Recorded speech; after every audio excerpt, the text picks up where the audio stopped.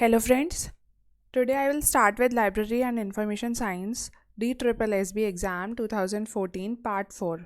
Okay मैं आपको detail में समझाऊंगी एक एक क्वेश्चन को, तो आप प्लीज़ स्किप मत करिए video, else you will lose lot of information. Okay, अगर आपको DSSB का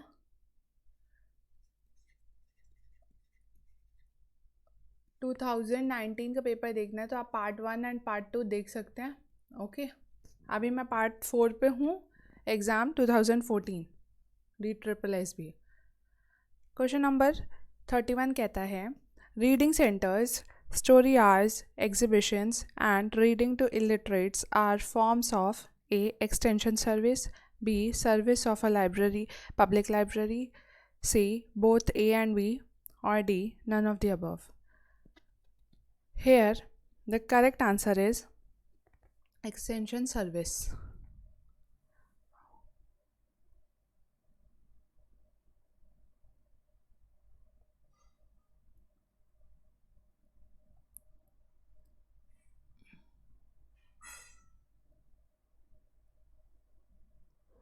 एक्सटेंशन सर्विस ए।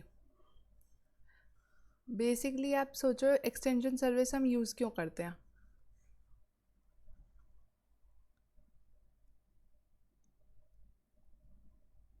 क्यों यूज़ करते हैं हम एक्सटेंशन सर्विस?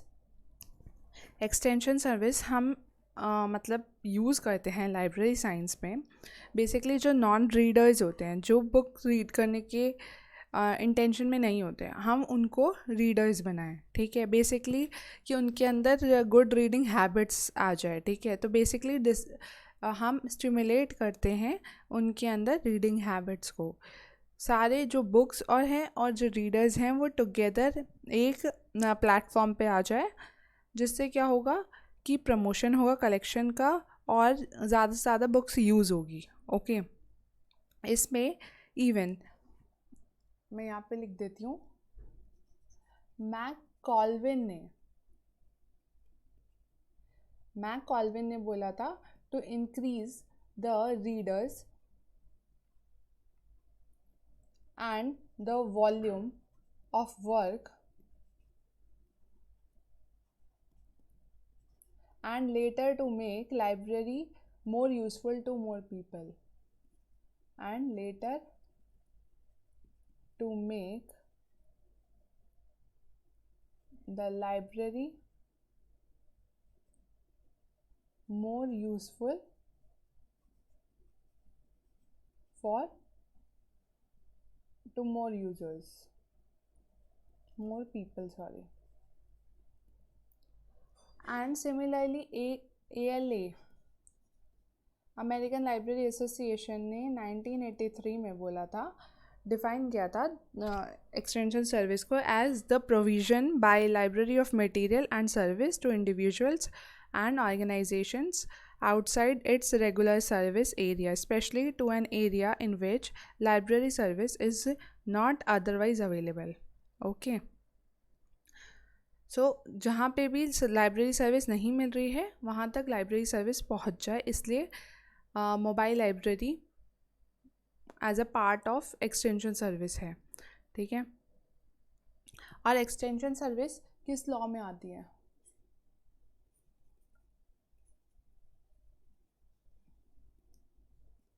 बताओ। एक्सटेंशन सर्विस थर्ड लॉ में आती है of library science. Third law क्या कहता है? Every book it's reader. Okay, these things you must know about mobile library. ये जो थी मोबाइल लाइब्रेरी, ये काफ़ी अच्छा प्रोजेक्ट था। किनका? SR रंगनाथन जी का। To actually readers can come to a certain platform so that everybody can read book easily, okay, or any collection easily।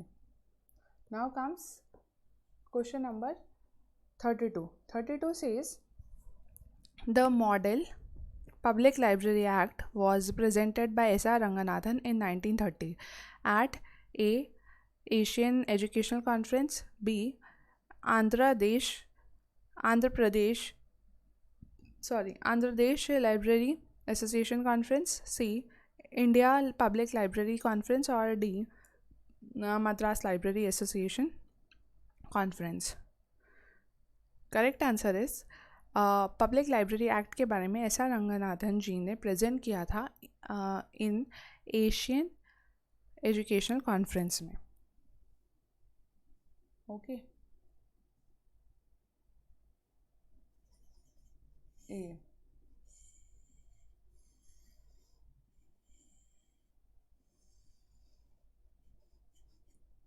now comes question number 33. 33 says, name the state which does not have library legislation. देखो, library legislation इसमें इस time पे सारी की सारी जो states हैं जो ऑप्शंस में दी हुई है, like options are A Kerala, B Uttar Pradesh, C Haryana और डी कर्नाटक. तो बेसिकली हर जगह इस टाइम पे लाइब्रेरी लेजिस्लेशन एक्ट है ना. तो ये जो क्वेश्चन है ये बेसिकली करेक्ट रॉन्ग है. ओके, कर्नाटक में 1965 में आई थी लाइब्रेरी लेजिस्लेशन एक्ट. ओके, उसके बाद आपकी हरियाणा में और केरला में आई थी 1989 में, और उत्तर प्रदेश में 2006 में. बेसिकली लाइब्रेरी लेजिस्लेशन एक्ट जो है वो बहुत फेमस एक्ट है. क्योंकि इससे क्या होता है, इससे डेवलपमेंट ऑफ पब्लिक लाइब्रेरी बहुत इजी हो जाता है. बेसिकली ये लेजिस्लेशन हेल्प करता है इस्टेब्लिश करने में और मेंटेन करने में पब्लिक लाइब्रेरीज़ को, जिससे क्या होता है कि अगर वो पब्लिक लाइब्रेरीज़ जो हैं वो इम्प्रूव होंगी तो ज़्यादा से ज़्यादा रीडर्स जो हैं वो वहाँ पर जा पाएंगे और बुक्स को रीड कर पाएंगे. ठीक है, 17 स्टेट्स में अभी तक पब्लिक लाइब्रेरी लेजिस्लेशन 17 स्टेट्स में आ चुका है. ओके, ये 2018 तक का रिपोर्ट है. और काफ़ी सारे लाइक बिहार छत्तीसगढ़ में 2008 में और अरुणाचल प्रदेश में 2009 में आया था, जो कि लास्ट की स्टेट्स थी जहाँ पे पब्लिक लाइब्रेरी लेजिस्लेशन एक्ट आया था, जहाँ पे लाइब्रेरी सेस नहीं लगा था. लाइब्रेरी सेस क्या होता है, डेवलपमेंट लाइब्रेरी के लिए हम लाइब्रेरी सेस को लगाते हैं.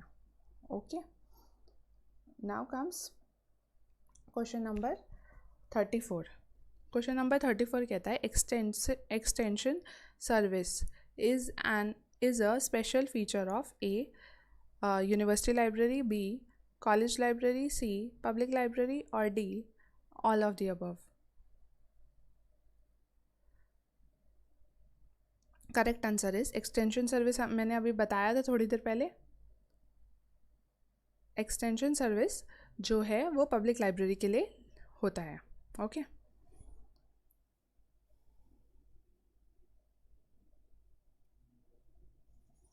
पब्लिक लाइब्रेरी के लिए एक्सटेंशन सर्विस होता है.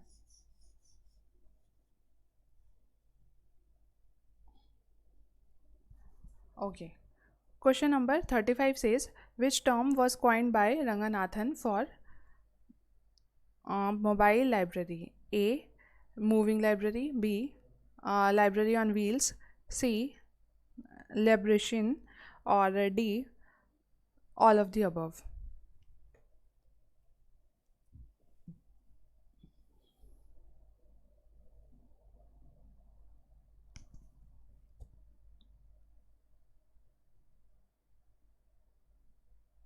लाइब्रेशन और जो लाइब्रेरी ऑन व्हील्स हैं, लाइब्रेशन और लाइब्रेरी ऑन व्हील्स, बेसिकली ये दोनों के दोनों जो वर्ड्स हैं वो हम लोग यूज़ करते हैं मोबाइल लाइब्रेरीज़ के लिए. Okay, so correct answer here is even moving libraries भी. So correct answer here is all of the above.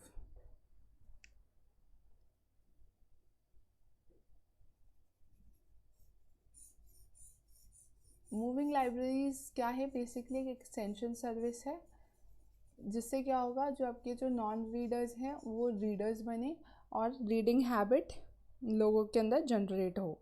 Okay, इसमें कुछ बहुत इम्पॉर्टेंट चीज़ें हैं जो मेरे को आपको बताना चाहिए।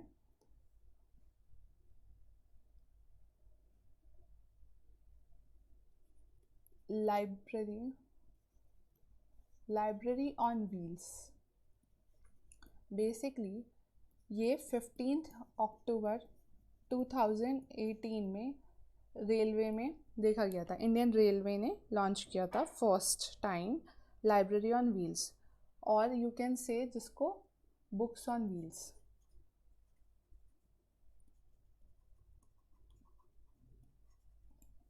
किसने किया था? रेलवे ने। तो यहाँ पे मैं लिखती हूँ रेलवे ने।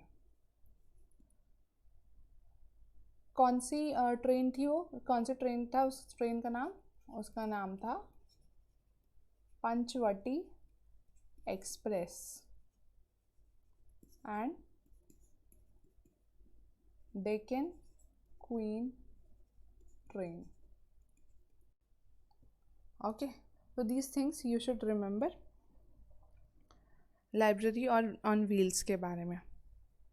Library on wheels, mobile library और लाइब्रेचीन, book, mobile library, these are all one on the same thing. Okay, and the term library and mobile library is given by S.R. Ranganathan ji. Now comes question number 36. Question number 36 says, which of the following has its objective to get maximum output? A. Personal planning, B. Management, C. Industrial administration, or D. Public administration. Correct answer is management. Maximum output management से ही आता है। अगर सही management होगा तो output सही आएगा। इसलिए काफ़ी डिफरेंट थ्योरीज भी लगती हैं, है ना। अब हम आते हैं क्वेश्चन नंबर 37 पे। क्वेश्चन नंबर 37 कहता है, who propounded management theory of human relations. Human relation की थ्योरी किसने दी थी? ए मैजियो, बी ईमायो, सी मैकग्रेगोर और D E Herzberg.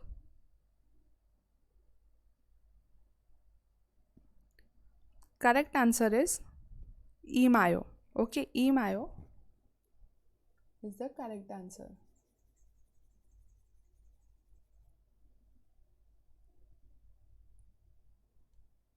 Human relations के बारे में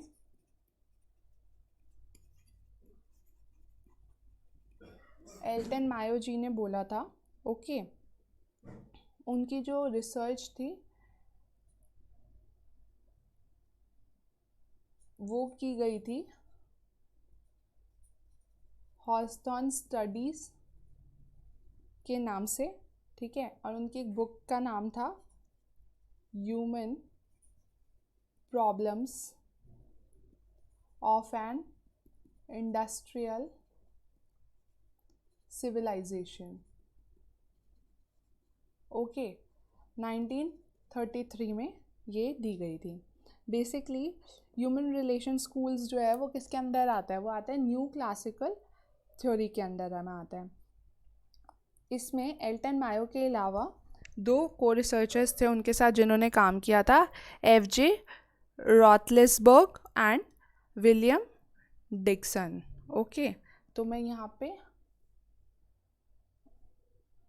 लिख देती हूँ नाम उनका, रॉथलिसबर्ग एंड डिक्सन। ओके, शॉर्ट में लिख रही हूँ मैं। बेसिकली इन तीनों ने एक स्टडी कंडक्ट किया था हॉथर्न में, Illinois plant of Chicago western electric company में, और इसको हम हॉथर्न एक्सपेरिमेंट भी कहते हैं।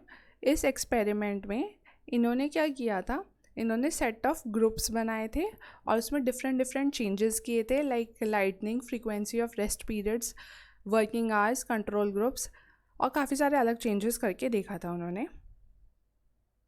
और उन्होंने ये जो किया था, ये चेक करने के लिए किया था कि वर्कर की एफिशिएंसी कैसे बढ़ती है और वो कम से कम टायर्ड कैसे होंगे, मतलब कौन सी ऐसी सिचुएशंस है, कौन सी ऐसी कंडीशंस है जिससे जो वर्कर्स हैं they will be like working very productively, जो इन्होंने नोटिस करना था इस पूरी जो एक्सपेरिमेंट में। तो और इसके लिए इन्होंने साइंटिफिक मैनेजमेंट को भी यूज़ किया, like same way as scientific management. Okay, और उसमें उन्होंने कुछ चीज़ें पाई। उन्होंने जो कुछ चीज़ें पाई वो थी जैसे कि जस्ट अ सेकेंड, हाँ जी, तो उन्होंने जो चीज़ पाई वो था inter relationship, just a second, interrelationship among members, and that it is the manager role to see that relationships as a conflict free as possible। तो बेसिकली चेक करना था इनको कि कैसा रिलेशनशिप उनके बीच में होता है ना, उनके एम्प्लॉयज़ और ऑर्गेनाइजेशन के बीच में। और उसमें उन्होंने एक चीज़ पाई कि अगर कंपनी में मतलब कुछ बेसिकली जो ऑब्जर्वेशंस आई, मैं वो बता देती हूँ आपको। जो ऑब्जर्वेशंस आई, individuals are motivated by social needs. अगर उनकी सोशल नीड्स पूरी की जाती हैं तो दे आर लाइक मोटिवेटेड। तो मैं सोशल नीड्स लिख देती हूँ। फर्स्ट उनका ये था, ठीक है। और सेकंड था कि अगर उनका इंटर रिलेशनशिप अच्छा है कंपनी में तो they are like well happy. तो इंटर रिलेशनशिप अच्छा होना चाहिए। ओके। थर्ड था उनका इंडस्ट्रियल प्रोग्रेस होनी चाहिए।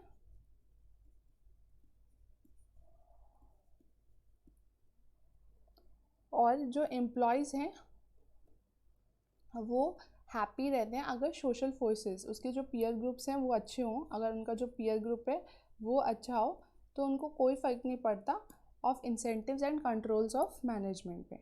Okay, so they are more responsive to the peer groups, social factors of peer groups than to incentives and controls of management। and finally उनका जो लास्ट था कि उनकी जो सोशल नीड्स है और जो उनका एक्सेप्टेंस है वो होना चाहिए एम्प्लॉयज़ का, बस। तो बहुत अच्छी थ्योरी है ये, तो आपको इसके बारे में पूरी नॉलेज होनी चाहिए। तो अगर कभी हॉर्थन इफेक्ट पूछे तो आप बोलोगे ये ह्यूमन रिलेशन स्कूल से आता है।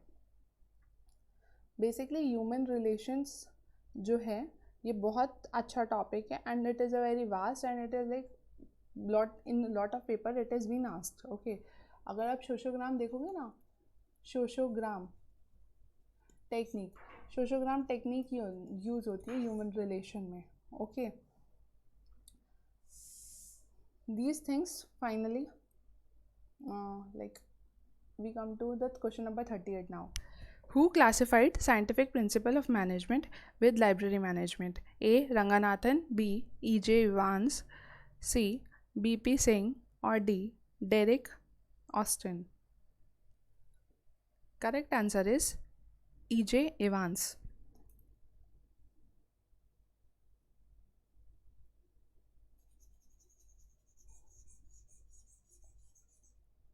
Now comes question number 39. Question number 39 says, the premier institution for prescribing standards in India is A. Institution of Indian Standards, B. University Grants Commission, C. Indian Standards Information Center, or D. Bureau of Indian Standards? Correct answer is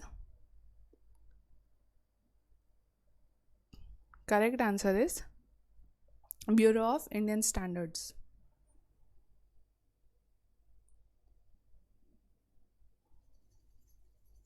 okay, standards के लिए bureau of Indian standards कुछ rules और regulations provide करती है।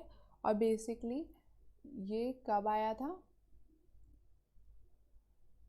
ये आया था 1986 में।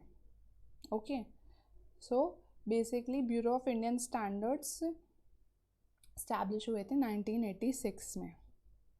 Now comes last question 40. What is Spirit the Corps? A.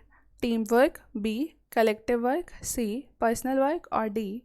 Functional work. Correct answer is teamwork. मैंने ये क्वेश्चन बहुत बार मतलब मेरी हर ऑल्टरनेट वीडियोज़ में ये क्वेश्चन मिल ही जाता है, तो आप प्लीज़ इसको ज़रूर देखिए। इवन मैंने शॉर्ट फॉर्म्स भी दिया है मैनेजमेंट इन लाइब्रेरी करके, उसमें मैंने 14 प्रिंसिपल्स का शॉर्ट फॉर्म भी दिया, आप ज़रूर देखिए उस वीडियो को। Okay, you will learn lot. Basically Fayol के कुछ 14 प्रिंसिपल्स थे। Okay, division of work, authority, discipline, unity of command,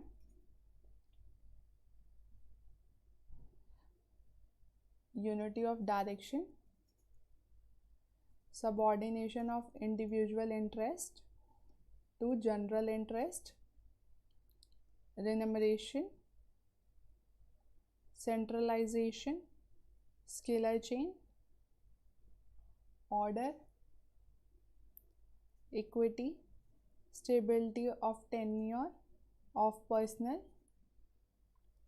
initiative, and spirit the corps. Okay, spirit the corps is a French word, okay, जिसका मतलब होता है organisation should strive to promote team spirit and unity. तो team spirit और unity के लिए organisation को work करना चाहिए, प्रमोट करना चाहिए उस चीज़ को, जिससे क्या होगा, उससे काम की एफिशिएंसी बढ़ेगी और प्लस जो एम्प्लॉयर्स हैं वो हैप्पी रहेंगे एक दूसरे से, जिससे क्या होता है कि अगर कभी किसी पे थोड़ा लोड आ जाता है तो that he can even manage. Okay, जो हेनरी फेयल थे वो एक फ्रेंच इंजीनियर थे और इन्होंने ये बहुत अच्छी थ्योरी दी, scientific theory. Okay, scientific theory नहीं, प्रिंसिपल ऑफ मैनेजमेंट क्या होगी इसको, जो इन्होंने दिया, तो इनको father of modern management theory भी कहा जाता है। These are some things which you should definitely know about Henry Fayol.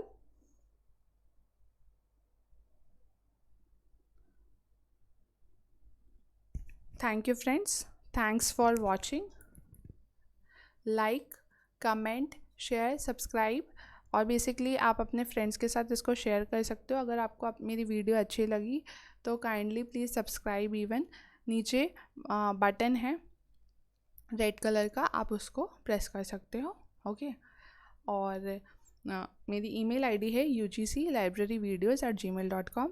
आप मुझे उस पर अपनी कोई भी क्वेरी शेयर कर सकते हो। Anything you want me to help you, कुछ इम्प्रूवमेंट चाहिए या what new you want to learn, let me know. Okay, thanks for today.